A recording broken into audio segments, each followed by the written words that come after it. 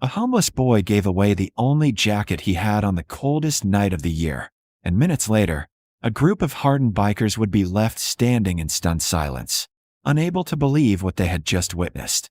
His name was Eli Carter, and at 13, he had already learned how to disappear. Not in the magical way kids dream about, but in the quiet, necessary way that kept you alive when the world didn't care if you existed. He knew which streets had security that would chase you off, and which ones had blind spots where you could sit for a few minutes without being noticed. He knew how to walk past restaurants slowly enough to feel the warmth through the glass, but not long enough to get yelled at. And most importantly, he knew how to endure the cold. Winters were the worst. Summer at least gave you nights you could survive. Winter demanded something from you. Layers, shelter, luck, and Eli had none of those things tonight. The snow had started earlier than forecast, thick heavy flakes that swallowed sound and blurred the city into something quieter, lonelier. Eli pulled his jacket tighter around himself as he walked, though jacket was generous. It was torn at the sleeve, the zipper barely worked, and the lining had thinned to the point where it felt more like a suggestion of warmth than the real thing. Still, it was all he had, and he guarded it like treasure. His fingers were stiff, his cheeks burning from the wind, but he kept moving because stopping meant freezing, and freezing meant not waking up. He passed a row of businesses closing early because of the storm, lights flicking off one by one like the city itself was giving up for the night. That's when he saw the motorcycles. A line of them parked outside a roadside bar, engines still ticking from recent use, chrome already dusted with snow. The place was alive in a way the rest of the street wasn't. Laughter spilling out every time the door opened, music thumping faintly, the kind of warmth you could feel just standing nearby. Eli slowed, not because he expected anything from it, but because for a moment, it felt good to stand close to something alive. He kept his head down, hands shoved deep into his pockets, trying to steal a few seconds of heat from the air before moving on. Then he noticed her. She stood just off to the side of the entrance, arms wrapped around herself, trying to hide the way she was shivering. She wore a leather vest over a thin shirt, boots that weren't made for snow, and determination written all over her face. But determination didn't stop the cold from creeping in. Eli watched her for a moment longer than he should have. People like her didn't notice people like him. That was one of the first lessons he'd learned. But something about the way her shoulders trembled, the way her breath came out uneven, made it impossible to just walk away. He told himself it wasn't his problem. He told himself he needed to keep moving. But his feet didn't listen. Before he could talk himself out of it, he stepped closer, careful, quiet, like approaching a stray animal that might bolt. "Ma'am," he said, his voice rough from the cold, barely loud enough to be heard over the wind. "You're gonna freeze out here." She turned, surprised, clearly not expecting to see a kid standing there in the middle of a snowstorm. Up close, Eli could see it clearer now, the redness in her hands, the way her jaw tightened between shivers. "I'm fine," she said quickly, almost automatically, like people do when they don't want to admit weakness. "Just waiting." Eli nodded, though it was obvious she wasn't fine. He'd seen enough nights like this to know how it ended if you didn't get warm fast. For a second, he hesitated, his hands tightening in his pockets, fingers brushing against the worn fabric of his jacket. This was his shield, his survival, the only thing standing between him and the kind of cold that didn't forgive mistakes. His mind screamed at him to walk away, to protect what little he had left. But then he looked at her again, really looked, and something shifted. Maybe it was because he knew exactly what that kind of cold felt like. Maybe it was because no one had ever stepped in for him when he needed it. Or maybe it was just instinct, the kind that doesn't ask for permission. Slowly, before he could change his mind, Eli unzipped his jacket. The cold hit him instantly, biting through his shirt like teeth, but he ignored it. He pulled the jacket off his shoulders and stepped forward, gently draping it around hers. She froze, her eyes widening, caught completely off guard. "It's warmer than it looks," Eli said quietly, avoiding her gaze, like he was afraid she might refuse it if he looked her in the eye. For a moment, neither of them moved. Snow fell around them, silent and heavy, the world shrinking to just the two of them in that single, unexpected exchange. "Wait," she started, reaching out slightly, confusion and something deeper flickering across her face. "You need this." Eli shook his head, already stepping back, already retreating into the distance he knew so well. "I'll be fine," he said, though his voice didn't quite convince even him. He gave a small shrug, like it wasn't a big deal, like giving away the only thing keeping him warm was just another ordinary decision. "You looked colder." And with that, before she could say anything else, before she could stop him or thank him or even understand what had just happened, Eli turned and walked away into the storm, his thin shirt no match for the freezing wind, his small figure quickly fading into the white. Behind him, the woman stood motionless, clutching the worn jacket around her shoulders, feeling its warmth seep in, and realizing, with a growing sense of disbelief, that a boy with nothing had just given her everything. The moment the woman stepped inside wearing a torn, oversized jacket that clearly didn't belong to her, the entire room shifted, and within seconds, a group of men who feared nothing would find themselves shaken by something they couldn't explain. The door to the clubhouse swung open with a gust of snow and wind, laughter spilling out for a split second before it was swallowed by silence. Conversations died mid-sentence. Glasses hovered halfway to lips. 30 hardened bikers turned at once, instinct sharp, eyes scanning for trouble. But there was no threat, only her. Standing in the doorway, shoulders dusted with snow, breathing uneven, wrapped in a jacket that was too small, too worn, too out of place. Marcus was on his feet before the door even closed behind her. "Where the hell have you been?" he asked, his voice edged with concern more than anger, already moving toward her. He stopped short when he got close enough to really see her.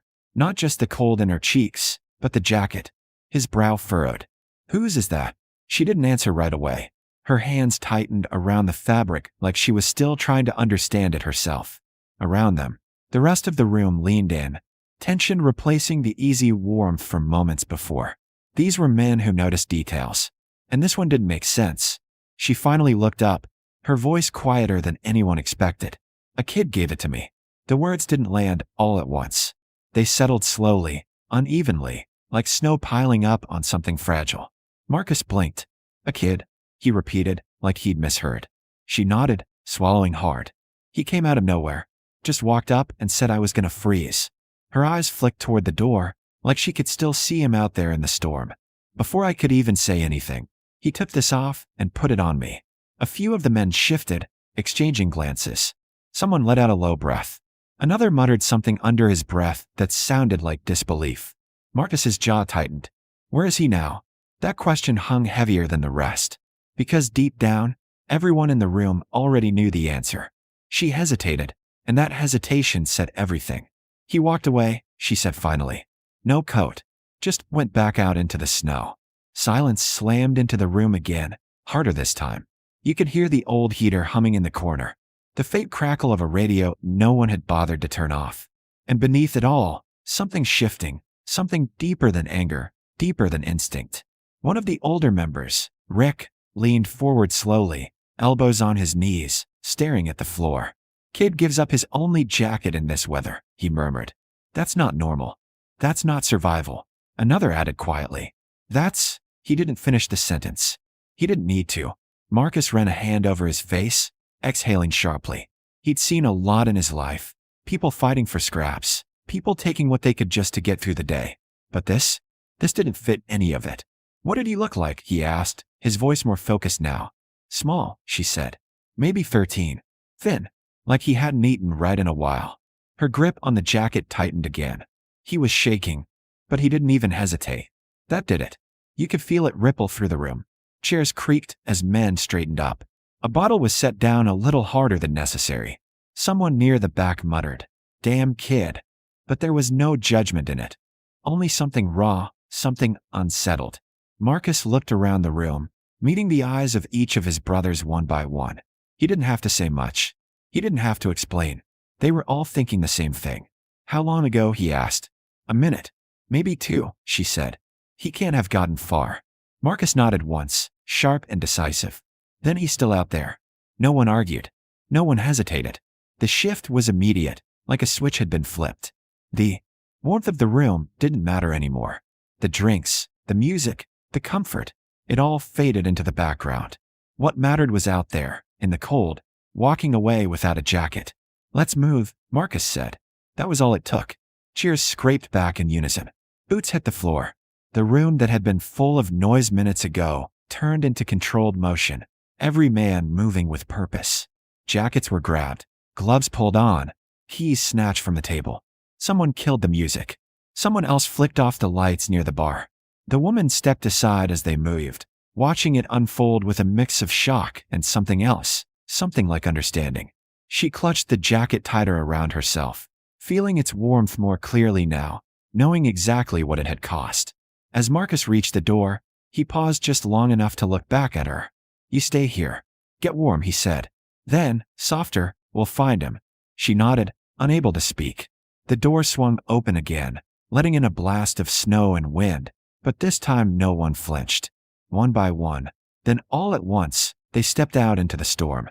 Engines roared to life seconds later, the sound cutting through the quiet night like thunder.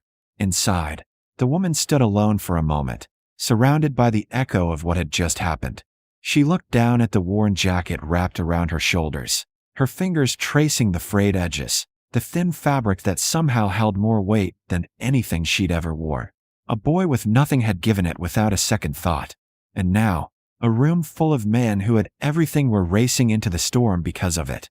She closed her eyes briefly, the reality settling in. "Please be okay," she whispered.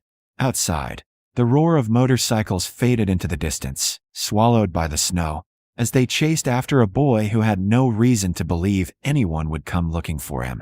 The storm had turned brutal by the time they found him, and what they saw in that moment would leave even the toughest among them shaken to their core. Snow whipped across the streets in blinding sheets, wind howling between buildings like something alive, but the riders didn't slow down. Headlights carved through the darkness, engines roaring in formation as they split off down side streets, alleys, and empty lots, searching for any sign of a small figure alone in the cold. Minutes felt like hours. Every second mattered. Then, through the blur of white, one of them spotted something, a shape tucked behind a dumpster near a closed convenience store, barely visible under a layer of snow. "Over here." The shout cut through the storm, and within seconds, the others converged, engines cutting out one by one as Boots hit the ground. Marcus reached him first. Eli was curled in on himself, arms wrapped tight around his chest, his body trembling so hard it looked like it might break apart. Snow clung to his hair, his clothes soaked through, his lips tinged blue. For a split second, no one moved. Not because they didn't know what to do, but because the reality of it hit harder than expected. This was the kid, the one who gave everything away without hesitation. And now he had nothing left. Marcus dropped to his knees instantly. Hey, kid," he said, his voice firm but careful, like he was afraid even sound might shatter him. Eli's eyes fluttered open slowly, unfocused at first, then struggling to make sense of the shapes around him. For a moment, he just stared, like he thought this was some kind of dream. "You with me?" Marcus asked, already shrugging off his own heavy jacket and wrapping it around Eli's shoulders. The boy didn't resist, didn't speak. He just blinked, slow and dazed. The woman pushed through the group, her breath catching the moment she saw him. "Oh my God," she whispered, dropping beside him. Without thinking, she pulled the same worn jacket, the one he had given her, back around his shoulders, layering it over Marcus's. "Hey," she said softly, her voice trembling now. "You're not allowed to disappear on me, okay?" Eli's lips moved slightly, his voice barely more than a whisper. "You looked colder." That was it. That simple, quiet sentence hit harder than anything else could have. One of the bikers turned away, dragging a hand across his face. Another let out a slow breath, shaking his head. "Kids out here freezing to death," someone muttered, voice thick. "And he's worried about someone else." Marcus swallowed hard, pushing the weight in his chest down so he could focus. "We gotta move," he said. "Now." They didn't waste another second. Two of them carefully lifted Eli, supporting his weight as if he might break, wrapping him in spare blankets pulled from saddlebags. Someone fired up a bike to keep heat going. Another called ahead to the clubhouse. The storm didn't matter anymore. The cold didn't matter. Nothing mattered except getting him warm, getting him safe. Eli barely registered the movement, his head resting weakly against Marcus's shoulder as they carried him. The world blurred in and out. Lights, voices, the rumble of engines. But for the first time in a long time, He wasn't alone in it. Back at the clubhouse, the doors flew open before they even arrived. The inside already prepped, heaters cranked, blankets ready, hot drinks waiting. They moved fast but careful, laying him down near the warmest corner, peeling away wet layers, wrapping him in dry clothes someone had grabbed without a second thought. The woman stayed close the entire time, kneeling beside him, refusing to step away even when someone offered her a seat. "Come on, kid," Marcus said quietly, crouched nearby, watching for any sign of awareness. "Stay with us." Minutes passed, then more. Slowly, the color began to creep back into Eli's face. His breathing steadied. His eyes opened again, this time clearer, more present. He looked around, confusion flickering across his features as he took in the room, the people, the warmth. "Where?" he started, his voice still weak. "You're safe," the woman said gently. "That's all you need to know right now." Eli blinked, tried to process it. His gaze dropped to the layers wrapped around him, then to the familiar, worn jacket resting on top. He frowned slightly. He gave it back. She smiled, though her eyes were still glassy. "I think it belongs to you." A quiet chuckle rippled through the room, soft, relieved, but carrying something deeper beneath it. Marcus leaned back on his heels, studying the boy for a moment. "You got a name, kid?" Eli hesitated, like it had been a while since anyone asked. "Eli." Marcus nodded. "Well, Eli, you got a place here tonight. No arguments." Eli looked at him, then around the room again, at the men who had pulled him out of the storm, at the warmth he wasn't used to, at the woman who still hadn't left his side. Something in his expression shifted. Not fully trust. Not yet. But something close. "I don't have anything," he said quietly, almost like a warning.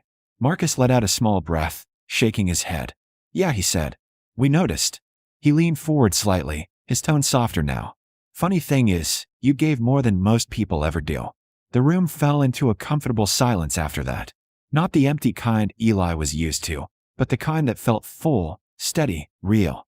Someone handed him a mug of something warm. Someone else tossed another log into the heater. Life moved around him, but this time, it didn't feel like something he had to stay invisible in. Across the room, the woman watched him carefully, then spoke, her voice calm but certain. "You didn't just give me a jacket tonight," she said. "You reminded all of us what kind of people we're supposed to be." Eli didn't know how to respond to that. He just held the mug tighter, letting the warmth seep into his hands, into his chest, into places that had been cold for far too long.